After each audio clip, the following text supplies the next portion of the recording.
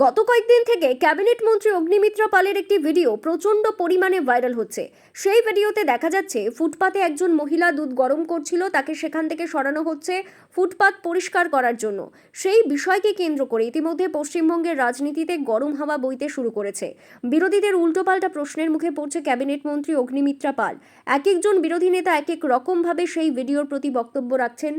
সেই সমস্ত বিষয় নিয়ে ক্যাবিনেট মন্ত্রী অগ্নিমিত্রা পাল তিনি তার বক্তব্য পেশ করলেন।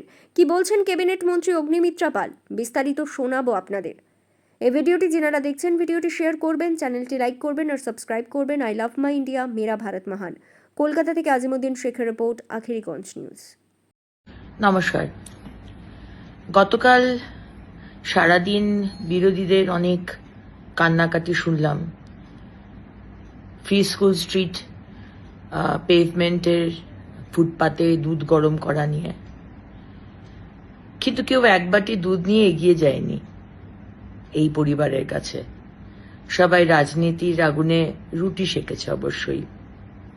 অবশ্যই এক্সপেক্ট করব কি করে, যারা 28 বছর কংগ্রেস, 34 বছর সিপিএম আর 15 বছর তৃণমূল কংগ্রেস, যারা মানুষের শুধু অ্যাডভান্টেজ নিয়েছে, মানুষকে ঠকিয়েছে, যারা অপারেশন সানশাইন করেছে, আর 15 বছর তৃণমূল তো মানবিকতা কাকে বলে সেটা তো তারা বাংলার মানুষকে ভালোই দেখিয়েছে, আমাকে আলাদা করে বলার কিছু নেই।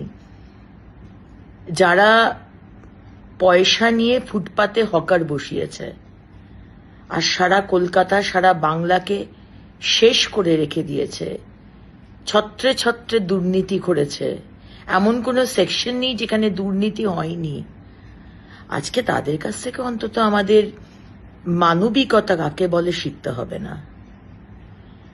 ফ্রি স্কুল স্ট্রিটের মতো একটা বিজি রাস্তা, সমানে যেখানে গাড়ি যাচ্ছে, দুপুর 2টোর সময় রাস্তার পাশেই খুব উঁচু ফুটপাত নয়, রাস্তার সাথে অলমোস্ট একই লেভেলের একটা ফুটপাত, হয়তো 10 ইঞ্চি উঁচু, একটা 6 মাসের বাচ্চা হামাগুড়ি দিচ্ছে।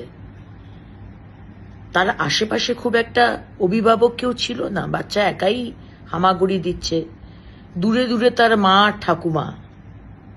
আর যদি অ্যাক্সিডেন্ট হয় কে দায় নেবে? মাননীয় মুখ্যমন্ত্রী, না আপনারা, না সরকার।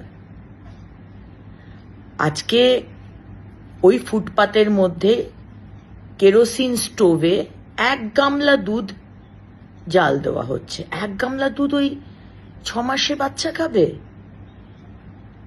আর স্টোভে আগুন জ্বালিয়ে যে রাস্তা দিয়ে, যে ফুটপাত দিয়ে অনবরত লোক যাচ্ছে, ছোট বাচ্চারা স্কুল থেকে যাচ্ছে, যে কোনো সময় অ্যাক্সিডেন্ট হবে।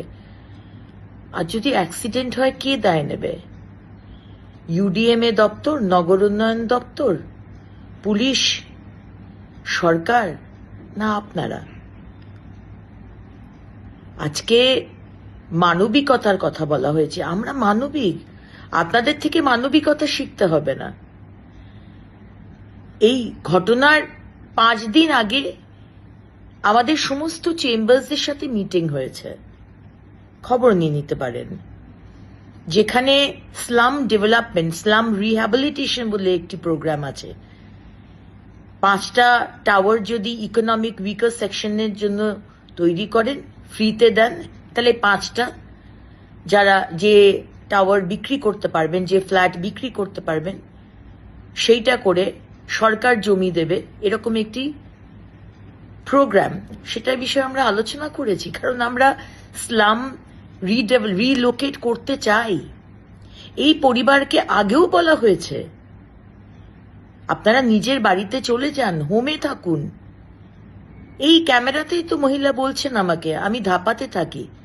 আচ্ছা বলুন, ধাপাতে যদি থাকেন তাহলে পার্ক স্ট্রিট, ফ্রি স্কুল স্ট্রিটের ফুটপাতে এসে দুধ জাল দিচ্ছেন কেন? বারবার বলার পরেও।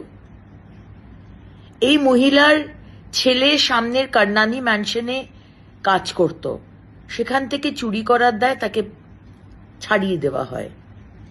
এগুলো নয় ছেড়েই দিলাম, কিন্তু একটা ফুটপাত না বড় লোকের না গরিব মানুষের, ফুটপাত মানুষের জন্য। সুপ্রিম কোর্ট তার রায় দিয়েছেন ফুটপাতকে মানুষের চলাফেরার জন্য ফ্রি রাখতে হবে। আমরা যে বিশাল ম্যান্ডেট নিয়ে এসেছি আমি বুঝতে পারি বিরোধীদের খুবই অসুবিধা হচ্ছে, সহ্য করতে পারছে না, কিন্তু আমরা প্রতিশ্রুতিবদ্ধ। আমাদের যা যা বলা হয়েছে আমরা সেই প্রতিশ্রুতি রাখতে প্রতিশ্রুতিবদ্ধ। এবং মানুষ ম্যান্ডেট দিয়েছে, মানুষ একটি পরিচ্ছন্ন শহর চায়। ইল্লিগাল পার্কিং যদি হাঁটাই সেখানে আপনাদের প্রবলেম হচ্ছে, কেন ইল্লিগাল পার্কিং হাঁটানো হচ্ছে। আর যদি ফুটপাতে বলা হয় যে 3 ভাগের 1 ভাগ ফুটপাতের হকার থাকুক, 3 ভাগের 2 ভাগ পেডেস্ট্রিয়ানের জন্য, পথচারীদের জন্য ছেড়ে দিন, সেখানেও আপনাদের অসুবিধে। আর যদি বলা হচ্ছে এই কেরোসিনের স্টোভ জ্বালাবেন না, সেখানেও আপনাদের অসুবিধে।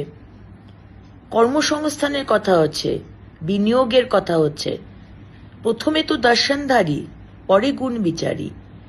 আর যদি বাইরের ইনভেস্টর, বিদেশ তো ছেড়েই দিলাম, দেশেরই অন্য রাজ্যের ইনভেস্টর এসে দেখে যে অবস্থায় আমাদের ফুটপাত, রাস্তা, ফ্লাইওভার নেই, যানজট, আসবে ইনভেস্টর? তাই মাননীয় মুখ্যমন্ত্রী বলেছেন 10ই অক্টোবরের মধ্যে সমস্ত রাস্তা আমরা ঠিক করে দেব।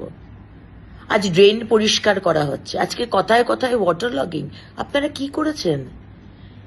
28 বছর, 34 বছর, 15 বছর কেন এই মানুষগুলোর মাথায় ছাদ দেননি? সরকার তো আপনাদের হাতে ছিল, কেন কর্মসংস্থান দেয়নি? কেন টাকা দিয়ে চুরি করে, দুর্নীতি করে হকার বসিয়েছেন? আর আজকে আপনারা বড় বড় কথা বলেন। তাই এটাই বলার যে মানুষের বিশাল ম্যান্ডেট নিয়ে আমরা এসেছি, আমরা মানুষের জন্য কাজ করব, সে আপনাদের যতই বিরোধীদের খারাপ লাগুক। এবং কেন খারাপ লাগছে সেটা আমরা বুঝতে পারছি।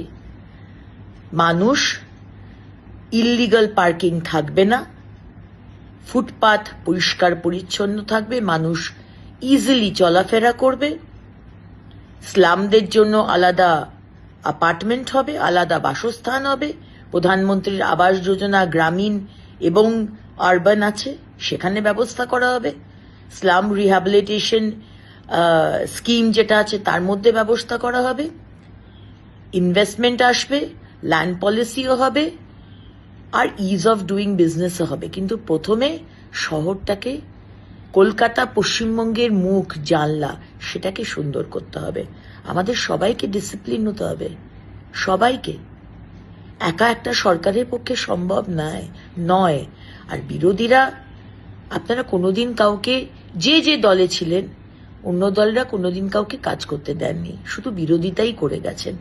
অবশ্যই বিরোধিতা করবেন, কনস্ট্রাকটিভ বিরোধিতা করুন, ডিস্ট্রাকটিভ বিরোধিতা করবেন না, অনাবশ্যক সমালোচনা করবেন না। হ্যাঁ, আমি হয়তো চিৎকার করে বলেছি, সেটা হয়তো আমার আরেকটু সফটলি বা একটু বুঝিয়ে বলা দরকার ছিল।